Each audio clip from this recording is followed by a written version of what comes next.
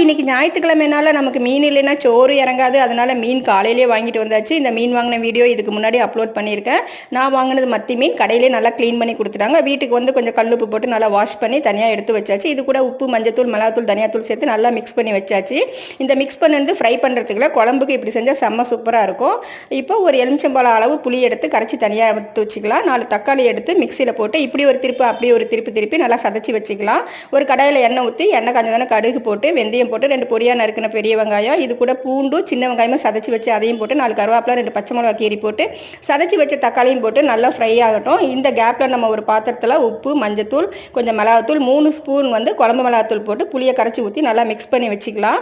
இப்போ மிக்ஸ் பண்ணி வச்சுருக்கிறத இந்த ஃப்ரை பண்ண தக்காளியில் ஊற்றிட்டு நல்லா கிளறி விட்டு கொஞ்சம் உப்பு கொஞ்சம் பத்தலைன்னா அதையும் சேர்த்துட்டு ஒரு 5 நிமிஷம் நல்லா கொதிக்க வச்சா கெட்டியாகிடும். இந்த சமயத்தில் மீன் போட்டு மூடி வச்சுட்டு கொத்தமல்லி தழை போட்டு அப்படியே இறக்கி வச்சிங்கன்னா மீன் குழம்பு ரெடி. தேங்க்ஸ் ஃபார் வாட்சிங். ஷைனா புஷா.